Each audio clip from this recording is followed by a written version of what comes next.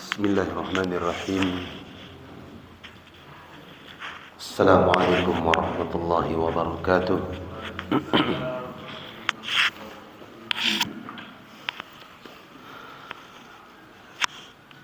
Alhamdulillah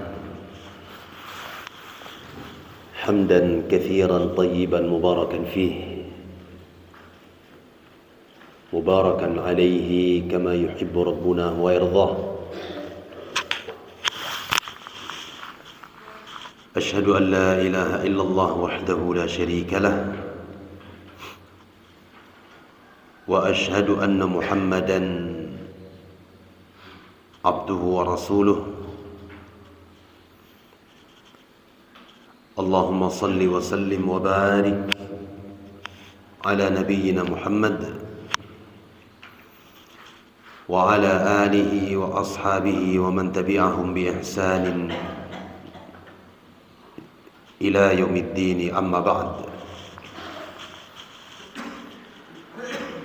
Wa nafidin azani Allah wa iyyakum. Alhamdulillah, segala puji dan syukur selalu dan senantiasa kita panjatkan kepada Allah Azza wa Jalla dengan nikmat dan karunia Allah Subhanahu wa taala. Alhamdulillah kita bisa bertemu dan duduk di salah satu dari majelis ilmu. Wa ma hadza illa bi fadlillah wa imtinanih. Dan tidaklah ini melainkan murni karena taufik dari Allah Subhanahu wa taala dan anugerah yang Allah Subhanahu wa taala beri kepada kita. Di mana di zaman yang penuh fitnah ini, seseorang tatkala diberikan kesempatan untuk duduk di majelis ilmu, tinggal dan mempelajari Al-Quran di salah satu dari ma'had ahli sunnah, tentunya ini adalah sebuah kenikmatan yang sangat agung sekali, kenikmatan yang sangat besar sekali, kenikmatan yang tidak mungkin bisa dibeli dengan harta, tidak bisa ditukar dengan jabatan. Itu nikmat menuntut ilmu agama Allah Subhanahu wa taala. Sebagian para ulama as-salaf as-salih menyebutkan bahwa law 'alima al-muluk wa abna'ul muluk ma nahnu fihi min al-'ilm lajalladuna bi suyufihim atau kama qala haula. Mereka menyebutkan bahwa kalau seandainya para raja tahu dan anak-anak raja mengetahui sebuah kenikmatan ilmu yang kita berada di atasnya, niscaya mereka akan memukul kita ataupun memenggal kita dengan pedang-pedang mereka, lalu mereka rampas kenikmatan ilmu dari diri kita. Namun hakikatnya mereka adalah orang-orang yang mengejar target dunia, sehingga mereka tidak sedikit pun merasakan bahwa ilmu itu adalah nikmat yang paling agung di dalam kehidupan ini. Ikhwani fiddin, rahimani wa rahimakumullah. Di dalam beberapa riwayah diterangkan bahwasanya dahulu para ulama as-salafus salih, apabila dua orang ataupun beberapa orang dari mereka bertemu, lam yatafarraqa hatta yaqra ahaduhum al-akhar surat al-asr. Dahulu para ulama as-salaf apabila mereka bertemu di dalam sebuah majelis ilmu, bertemu di dalam sebuah kajian, bertemu di sebuah wilayah, di sebuah tempat,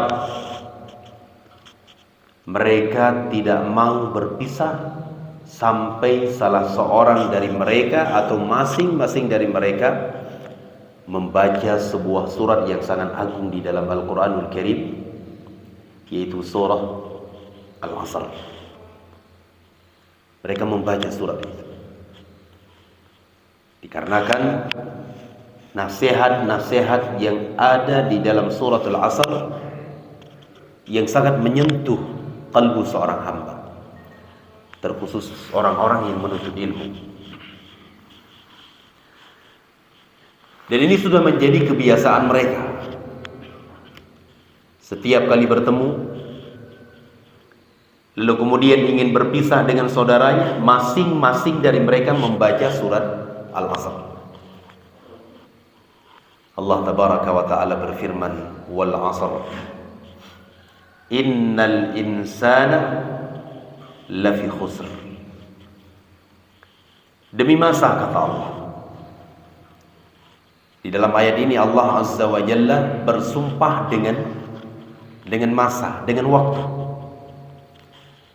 Diterangkan oleh para ulama, tidaklah Allah Azza wa Jalla bersumpah dengan salah satu dari makhluk-makhluknya melainkan menunjukkan keutamaan makhluk tersebut. Waktu itu adalah makhluk Allah Azza wa Jalla. Sehingga di sini menunjukkan bahwa waktu itu adalah sesuatu yang sangat berharga di dalam kehidupan seorang hamba. Dengannya seseorang bisa beribadah, dengannya seseorang bisa meningkatkan keimanan, ketakwaan kepada Allah tabaraka wa ta'ala. Lalu Allah Azza wa Jalla mengatakan, innal insana lafi khusr. Sesungguhnya seluruh manusia dalam keadaan rugi. Semuanya, baik laki-laki maupun perempuan, ia berbangsa Arab ataupun Ajam, dia berbahasa Arab ataupun berbahasa Indonesia, ia berbahasa Aceh ataupun berbahasa Gayo, semuanya. Karena alif lam yang ada pada kalimat al-insan, kata para ulama, dinamakan dengan alif lam al-istighraqiyah, yang menunjukkan makna umum. Sehingga ketika Allah Azza wa Jalla mengatakan innal insana lafi khusr, sesungguhnya seluruh manusia dalam keadaan rugi, itu mencakup semuanya, siapapun dia, mau laki-laki, perempuan, warna kulitnya putih ataupun hitam, bahasanya ini ataupun itu, semuanya masuk ke dalam ayat yang kita bacakan tadi. Ikhwani fi din, azani Allah wa iyyakum. Lalu Allah Subhanahu wa ta'ala menyebutkan beberapa pengecualian. Allah Azza wa Jalla sebutkan 4 golongan yang mereka akan diselamatkan oleh Allah Azza wa Jalla dari kerugian. Selamat mereka. Dan ciri-ciri mereka diterangkan oleh Allah Subhanahu wa ta'ala pada ayat yang berikutnya.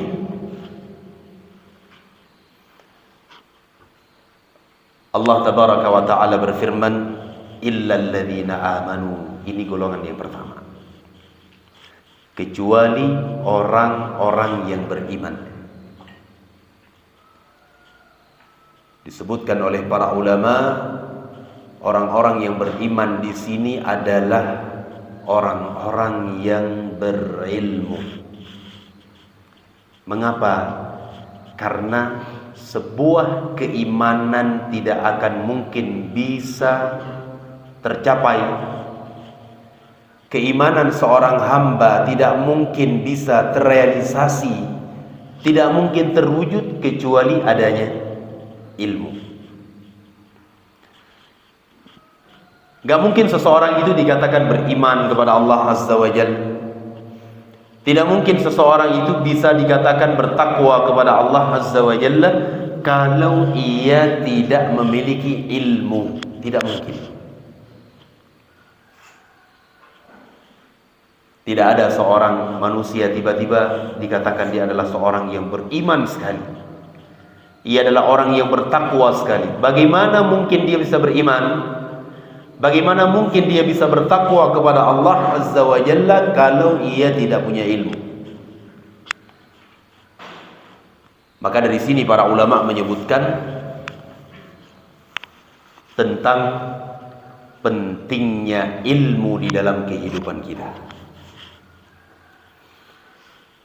Dan tentunya ikhwani fiddin a'azzani Allah wa iyyakum, ilmu itu tidak mungkin bisa didapati, ilmu tidak akan mungkin bisa diraih kecuali dengan at-ta'allum, kecuali dengan belajar. Dengan duduk seperti ini, mendengarkan kajian-kajian ilmiah, mendengarkan kajian-kajian para ulama, dicatat, ditulis, ya, terus seperti itu. Demikianlah seseorang meraih dan mendapatkan ilmu.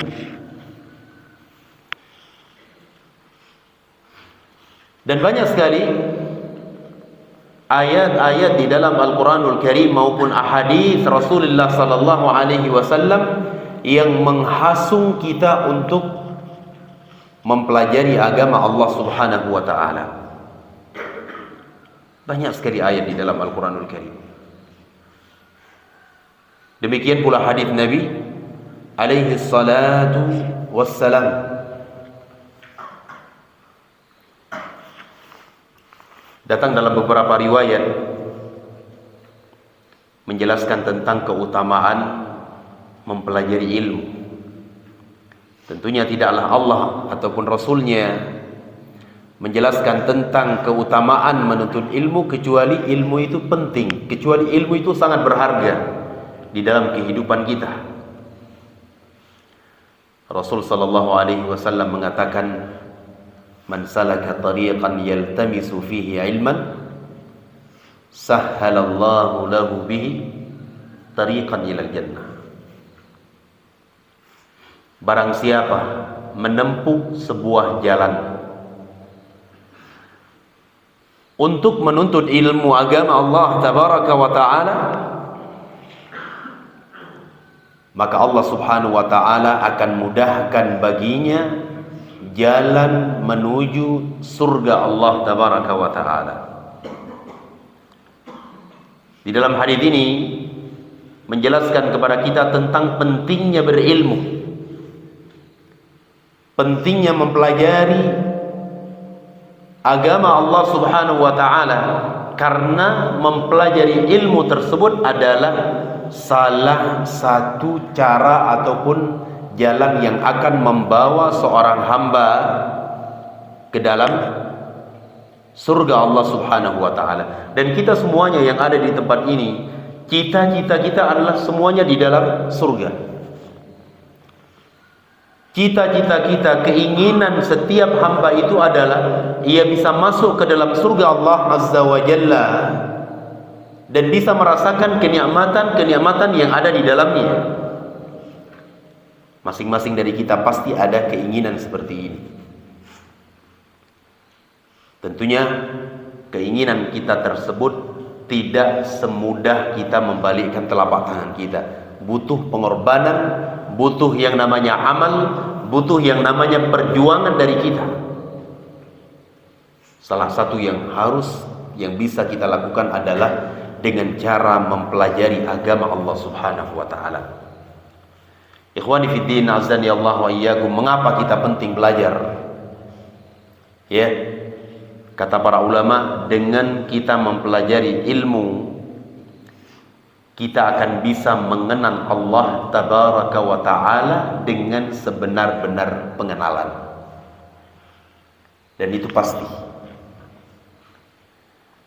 Tidak mungkin seorang hamba mengenal Allah Tabaraka wa Ta'ala kecuali dengan ilmu, kecuali dengan duduk mempelajari ilmu agama Allah Azza wa Jalla. Dan ilmu yang paling wajib kita pelajari adalah ma'rifatullah, mengenal Allah Tabaraka wa Ta'ala. Dengan duduk mempelajari tentang bahwasanya Allah Azza wa Jalla adalah satu-satunya zat yang berhak disembah. Allah Azza wa Jalla memiliki nama-nama dan sifat-sifatnya. Allah Tabaraka wa Ta'ala memiliki kekhususan ibadah dan yang lainnya. Dengan mempelajari ilmu, seseorang akan bisa mengenal Allah Tabaraka wa Ta'ala dengan sebenar-benar pengenalan. Dengan duduk di majelis ilmu, seorang hamba akan mengenal nabinya, mengenal Nabi alaihi salatu wassalam, baik dari sisi nasab beliau, silsilah keturunan beliau, mengenal Nabi alaihi salatu wassalam lebih dekat dengan cara mengenal hak-hak dan kewajiban yang harus ia tunaikan kepada Nabi Muhammad sallallahu alaihi wa ala alihi wa sahbihi wasallam. Dia bisa berittiba dan mengikuti Nabi alaihi salatu wassalam, semuanya itu dengan mempelajari ilmu. Tidak mungkin seseorang bisa mengenal Rasulnya, mengenal apa kewajibannya kepada Nabi, apa konsekuensi yang harus ia jalani kepada Rasul sallallahu alaihi wasallam tanpa ada ilmu. Tidak mungkin. Mustahil itu namanya. Demikian pula dengan ilmu, seseorang bisa mengenal agama Islam dengan benar. Ia bisa mengenal Islam dengan pengenalan yang sesungguhnya. Bagaimana cara dia beribadah kepada Allah Azza wa Jalla, bagaimana ia memperhambakan diri kepada Allah Azza wa Jalla, bagaimana dia beramal, bagaimana ia berakidah dengan akidah yang sahihah. Semuanya itu harus berada di bawah bimbingan al-ilmu. Maka dari itu, ikhwani fiddin, azani Allah wa iyyakum, tidak mungkin seseorang bisa menjalani itu semuanya kecuali dengan menuntut ilmu. Dan diterangkan oleh para ulama bahwasanya asyraful ulum ta'allamul Quran, ta'allum al-Quranil Karim. Bahwa ilmu yang paling mulia itu adalah mempelajari ilmu Al-Quranul Karim, mulai dari menghafal Al-Quran, menghafal ayat-ayat Allah Tabaraka wa Ta'ala satu persatu. Ini adalah ilmu yang paling mulia. Lalu mempelajari tafsirnya, mempelajari makna-maknanya, dan apa yang menjadi konsekuensi dari ayat-ayat Allah Tabaraka wa Ta'ala. Maka dari itu, ikhwani fiddin, azani Allah wa iyyakum, ilmu itu adalah sesuatu yang sangat dibutuhkan oleh seorang hamba. Bahkan kata para ulama, kebutuhan seseorang terhadap ilmu itu melebihi kebutuhan seorang hamba kepada makan dan minum. Melebihi itu semuanya. Kita dalam satu hari berapa kali kita makan dan minum? Minimalnya berapa? 3 kali. Minimalnya 3 kali. Sarapan, kemudian makan siang, kemudian al-asha, makan malam. Iya. Tapi ilmu, kata para ulama, dibutuhkan, diperlukan pada setiap nafas yang kita keluarkan. Itu membutuhkan ilmu. Sesuatu yang ingin kita ucapkan dengan lisan kita membutuhkan ilmu. Gerak langkah kita membutuhkan ilmu. Semuanya. Tidak ada gerak-gerik seorang hamba kecuali semuanya membutuhkan ilmu agama Allah Tabaraka wa Ta'ala. Dan tentunya seseorang tidak akan mendapatkan ilmu kecuali dengan cara mempelajari ilmu tersebut. Tidak mudah ya ikhwan. Ilmu itu tidak didapati dengan cara apa? Seseorang bermimpi kemudian dia mendapatkan ilmu. Tidak ada. Itu hanya kekhususan para nabi dan para rasul. Adapun kita diperintahkan untuk duduk mempelajari agama Allah Tabaraka wa Ta'ala. Kemudian ya ikhwan, kalau kita berbicara tentang keutamaan menuntut ilmu, tentunya banyak sekali disebutkan oleh para ulama tentang keutamaan mempelajari agama Allah Subhanahu wa Ta'ala. Di antara ayat yang Allah Azza wa Jalla sebutkan tentang keutamaan ilmu adalah Allah berfirman, yarfa'illahu alladhina amanu minkum walladzina utul ilma darajat. Sesungguhnya Allah Subhanahu wa Ta'ala mengangkat derajat orang-orang yang beriman di antara kalian dan orang-orang yang berilmu di antara kalian beberapa derajat. Diangkat, ditinggikan derajatnya oleh Allah Subhanahu wa Ta'ala karena ilmu. Dan ini juga menunjukkan kepada kita tentang pentingnya berilmu. Kalau kita perhatikan para ulama yang nama mereka sampai hari ini masih harum, nama mereka hari ini masih disebut-sebut dan diiringi dengan doa, semisal Al-Imam Asy-Syafi'i rahimahullah, Al-Imam Ahmad bin Hanbal, Al-Imam Malik bin Anas, Al-Imam Abu Hanifah dan yang lainnya dari para ulama. Kalau kita menyaksikan dan melihat biografi mereka tersebut, semua mereka adalah orang-orang yang fuqara wal masakin, orang-orang yang tidak punya harta. Mereka tidak memiliki harta sedikit pun. Hanya saja Allah Azza wa Jalla memuliakan mereka. Allah tinggikan derajat mereka. Setiap kali disebutkan nama mereka, kaum muslimin mengiringinya dengan doa rahimahullah, semoga Allah merahmatinya.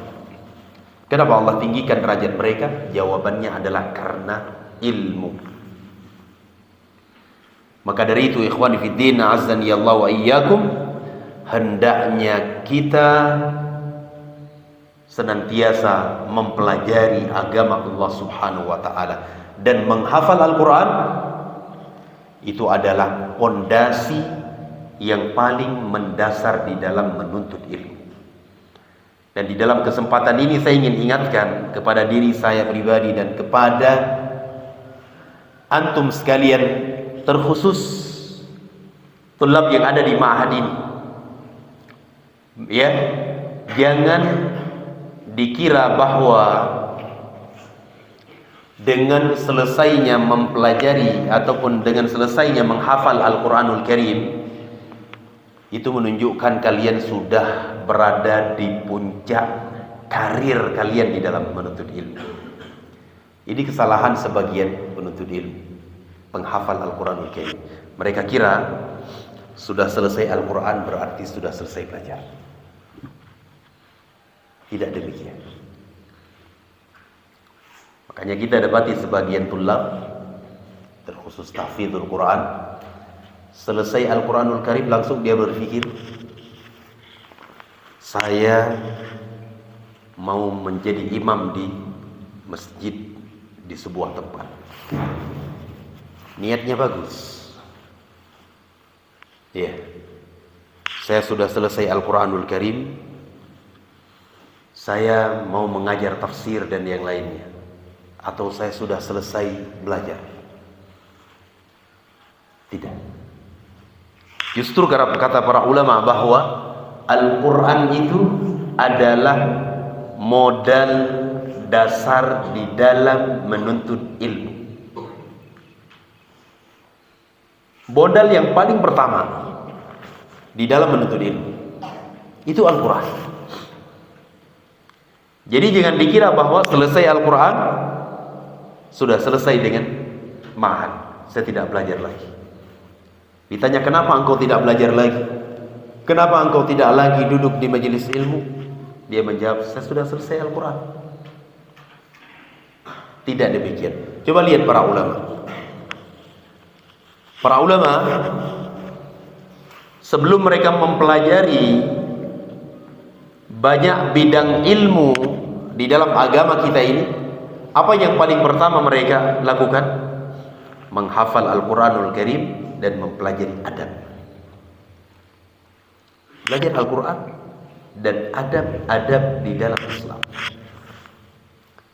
Setelah itu baru mereka mempelajari ilmu aqidah, mempelajari fiqih, usul fiqih, qawaid fiqhiyah, mempelajari bahasa Arab, mempelajari ilmu balaghah, dan yang lainnya dari bidang-bidang ilmu yang ada di dalam agama kita.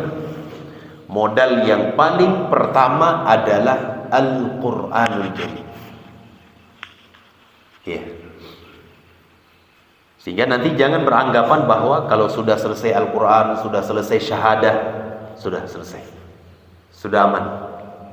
Ya. Ada yang sudah syahadah di sini? Belum ya? Hah? Lagi program syahadah. Barakallahu fikum. Nikmat yang sangat agung sekali. Ya. Wallahi, demi Allah, kalau kita diberikan kesempatan duduk seperti kalian, ataupun kita bisa menarik kembali umur kita menjadi muda, remaja seperti kalian, kita akan berusaha. Ya Pak ya? Ya dokter ya? Coba kesibukan, banyak tanggungan, sehingga tidak ada lagi kesempatan untuk duduk seperti kalian. Maka di sini saya ingatkan, ikhwani fiddin, azani Allah wa iyyakum, ketika Allah Subhanahu wa taala memberi kesempatan kepada kalian di dalam menuntut ilmu, gunakan kesempatan tersebut sebaik-baiknya. Pergunakan waktu itu sebaik-baiknya dan meraih ilmu sebanyak-banyaknya. Karena kalau sudah berada di dalam kesibukan, maka tentunya tidak ada lagi kesempatan untuk duduk seperti ini. Baik. Ini poin yang pertama yang kata Allah Azza wa Jalla, illal ladzina amanu, orang-orang yang diselamatkan dari kerugian. Yang pertama adalah mereka yang beriman kepada Allah Azza wa Jalla. Orang-orang yang beriman di sini maksudnya adalah orang-orang yang berilmu, karena keimanan itu tidak mungkin ada pada diri seorang hamba kecuali dengan berilmu, mempelajari ilmu agama Allah Tabaraka wa Ta'ala. Dan tidak mungkin kita bisa meraih ilmu dengan badan yang bersantai-santai. Ilmu itu akan diraih, akan didapatkan dengan cara mempelajarinya, menghabiskan waktu dan berusaha sekuat tenaga untuk mempelajarinya. Kemudian yang kedua, orang-orang yang terkecualikan dan diselamatkan dari kerugian yang mutlak tersebut, kata Allah Azza wa Jalla, wa amilus salihat, mereka adalah orang-orang yang beramal dengan amalan salih. Sebuah amalan, disebutkan oleh para ulama, sebuah amalan itu tidaklah dikatakan sebagai amalan saleh kecuali amalan itu sesuai dengan ilmu. kecuali amalan tersebut adalah amalan yang bersumber dari ilmu Al-Quran dan sunnah Nabi alaihi salatu wassalam.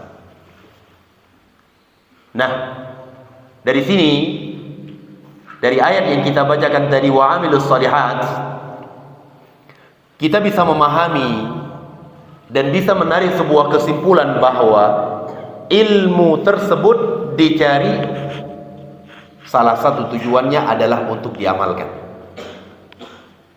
dipraktekkan di dalam kehidupan kita. Ya, ilmu yang kita telah mengetahuinya,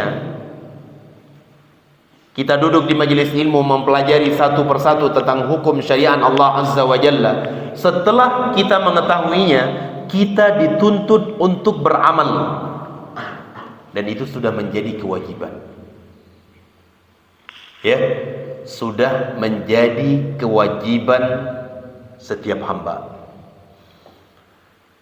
Diterangkan oleh para ulama sebagaimana disebutkan oleh Al-Imam Khalifah yang mulia Umar ibn Abdul Aziz rahimahullahu ta'ala, kata beliau, man amila ala ghairi ilmin kana ma yufsidu akthar mimma yuslih. Barang siapa beramal tanpa ilmu, atau beliau mengatakan barang siapa berilmu namun tidak beramal, maka orang tersebut lebih banyak merusak dibandingkan apa? Memperbaiki. Ia merusak dirinya ketika dia tidak mengamalkan ilmu.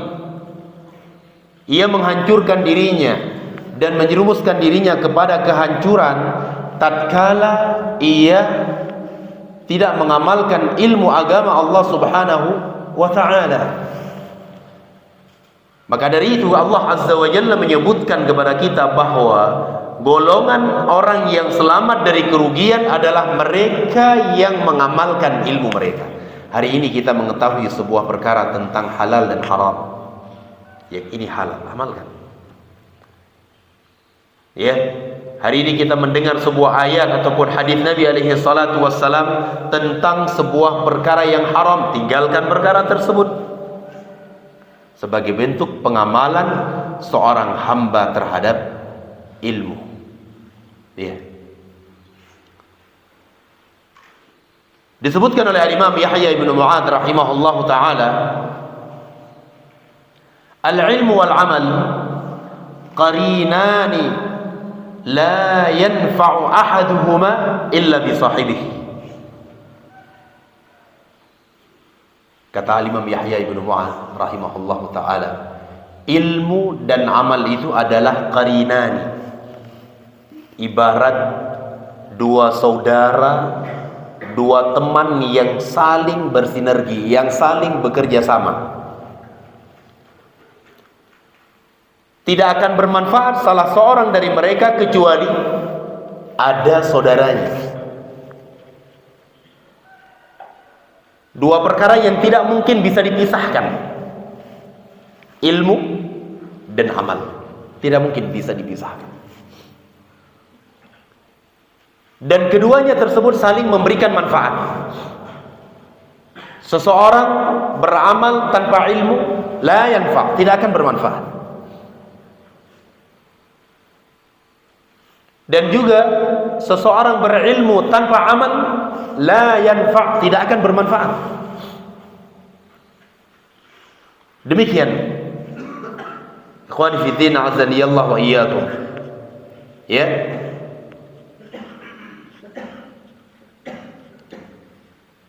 makanya Allah Azza wa Jalla menyebutkan di dalam Al-Quranul Karim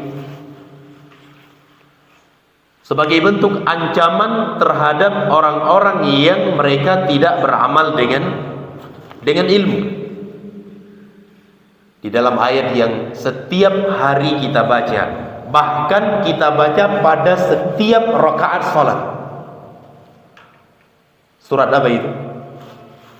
surah Al-Fatihah. Allah Azza wa Jalla berfirman, ihdinas siratal mustaqim, ya Allah tunjukilah kepada kami jalan yang lurus. Siratal ladzina an'amta alaihim, jalan, yaitu jalan orang-orang yang telah engkau ridhai mereka, yang telah engkau berikan nikmat kepada mereka dari kalangan para nabi, para rasul, siddiqin, syuhada, wassalihin. Lalu Allah Azza wa Jalla mengatakan ghairil maghdubi alaihim waladdallin, bukan jalan orang-orang yang telah engkau murkai dan bukan pula jalan orang yang sesat. Disebutkan oleh Al-Imam Ibnu Katsir rahimahullahu taala, yang dimaksud dengan al-maghdhub alaihim di dalam ayat ini adalah mereka kaum Yahudi dan orang-orang yang mengikuti metode mereka. Yang jadi pertanyaannya, mengapa orang Yahudi dikatakan sebagai umat al-maghdhub alaihim? Karena mereka memiliki ilmu tapi tidak beramal. Orang-orang Yahudi bukan berarti mereka tidak punya ilmu, tahu mereka ilmu. Ya, Allah turunkan kepada mereka At-Taurah. Allah turunkan kepada mereka At-Taurah wal Injil. Dan mereka mengenal Nabi kita Muhammad sallallahu alaihi wasallam seperti mereka mengenal anak-anak mereka. Sampai hari ini mereka tahu, ya, bahwa Islam itu agama yang benar. Agama yang dibawa oleh Nabi Muhammad sallallahu alaihi wasallam adalah agama yang menyelamatkan mereka. Mereka tahu itu. Tapi mereka tidak mau mengamalkan karena kesombongan yang ada pada diri mereka. Mereka mengatakan, kenapa kalian tidak mau mengamalkan? Karena Nabi yang diturunkan bukan dari golongan kami, bukan dari golongan Bani Israel. Padahal Allah Azza wa Jalla sudah mengutus sekian banyak Nabi dan Rasul dari kalangan mereka. Apa yang mereka lakukan? Mereka bunuh, mereka kejar, ya, mereka siksa. Demikian kelakuan mereka sampai detik ini. Dan Allah mengatakan waladdallin, dan bukan jalan orang-orang yang sesat. Kata para ulama, kata Imam Ibnu Katsir rahimahullahu taala, yang dimaksud dengan adh-dhallin di sini adalah mereka orang-orang Nasara dan yang mengikuti metode mereka. Kenapa orang Nasara dikatakan sebagai orang adh-dhallin? Karena mereka semangat di dalam beramal tapi tidak ada ilmu. Makanya kata Imam Yahya Ibnu Mu'adz rahimahullahu taala, al-ilmu wal amal qarinani.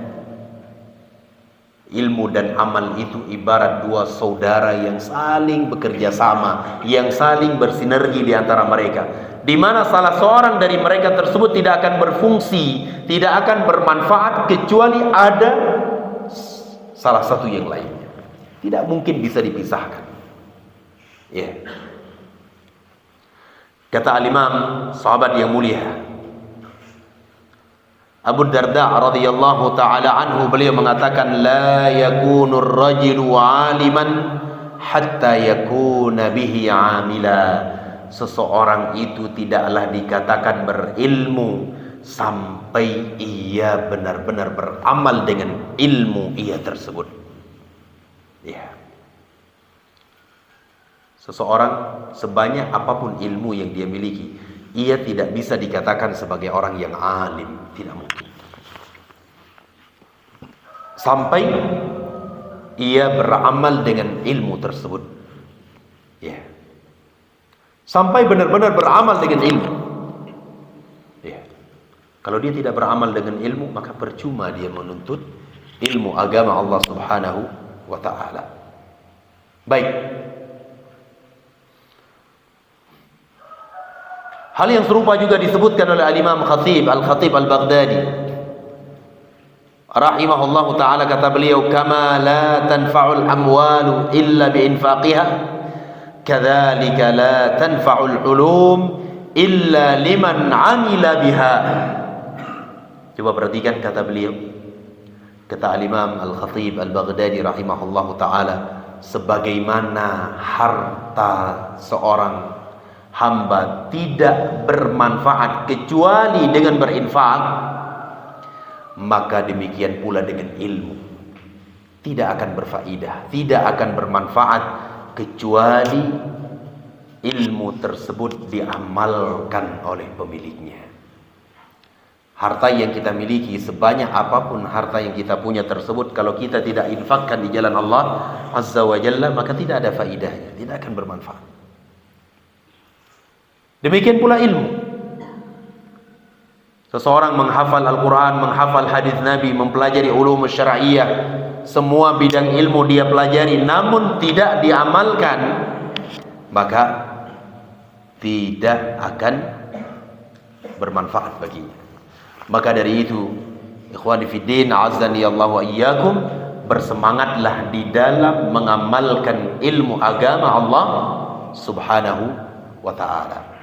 Ini golongan yang kedua, dan saya selesaikan. Golongan yang ketiga adalah kata Allah Subhanahu wa ta'ala, wa tawasaw bil haqq. Mereka adalah orang-orang yang saling berwasiat di dalam kebenaran. Maksudnya apa? Berdakwah di jalan Allah Subhanahu wa ta'ala. Setelah seseorang belajar ilmu, lalu dia amalkan ilmu, kewajiban yang ketiga apa?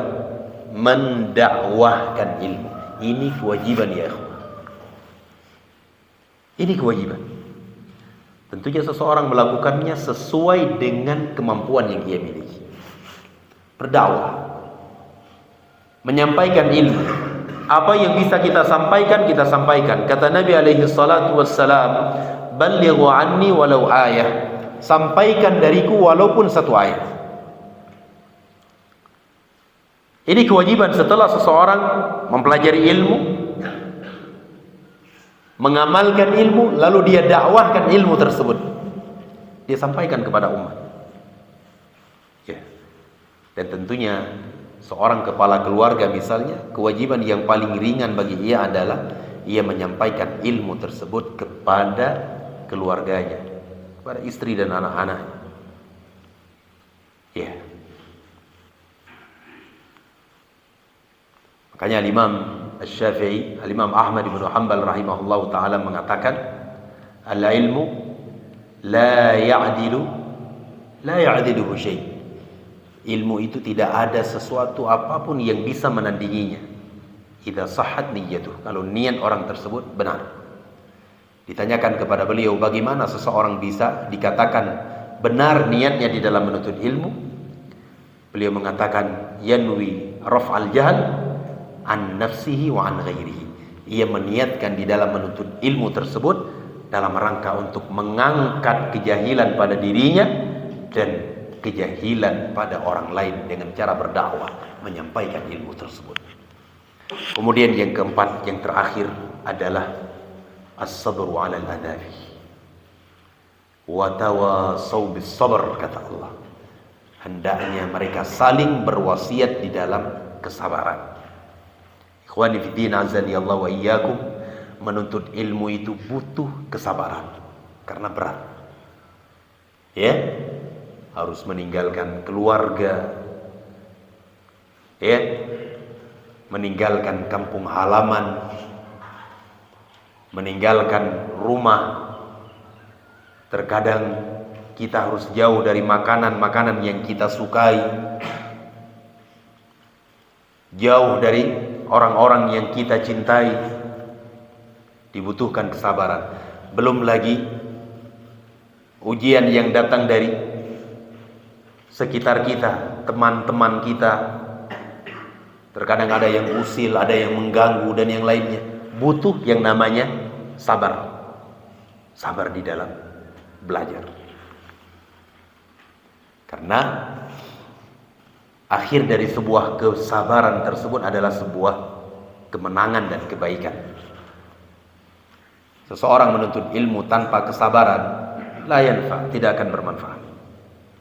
Demikian pula di dalam beramal. dibutuhkan yang namanya kesabaran.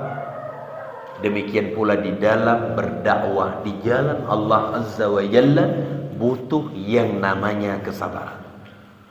Nah, bahkan terjun ke medan dakwah itu adalah hal yang jauh lebih berat. Berat sekali. Lebih berat dibandingkan seseorang menuntut ilmu. Butuh yang namanya kesabaran, sabar. Terkadang ada teman yang tidak cocok dengan kita, sabar dengan kondisi yang kita dapatkan. Semuanya membutuhkan kesabaran. Ya, kalau kita tidak sabar ya ikhwah, barakallahu fikum, kita akan tinggalkan majlis ilmu, majlis al-amal, majlis ad-da'wah ila Allah Azza wa Jalla, dan Allah Subhanahu wa taala akan menggantikan posisi kita dengan orang yang lain dalam keadaan kita dihinakan oleh Allah Subhanahu wa taala. Ini secara ringkas tentang tafsir dari ayat surah Al-Asr yang saya sebutkan ini. Dan sebagai penutup saya sebutkan ucapan Al-Imam Syafi'i rahimahullah ta'ala terkait tentang ayat ini. Beliau mengatakan, "Lau tadabbaran nas hadhil ayata lawasi'atuhum." Kalau seandainya seorang manusia, seorang hamba Allah mau mentadabburi, merenungi ayat-ayat di dalam surah Al-Asr ini, niscaya sudah cukup bagi mereka. Cukup bagi mereka untuk bersemangat di dalam menuntut ilmu, beramal, berdakwah, dan bersabar di atas semua perkara tersebut. Semoga apa yang saya sebutkan dan saya sampaikan ini ada faidah dan manfaat. Mohon maaf juga atas segala kekurangan dan kekhilafan di dalam penyampaian. Sekali lagi semoga bermanfaat untuk diri saya yang paling pertama dan kepada ikhwah sekalian. Saya akhiri, subhanakallahumma wa bihamdik, asyhadu an la ilaha illa ant, astaghfiruka wa atubu ilaik. Wa sallallahu ala nabiyyina Muhammad wa ala alihi wa ashabihi ajma'in. Walhamdulillahi rabbil alamin. Assalamualaikum warahmatullahi wabarakatuh.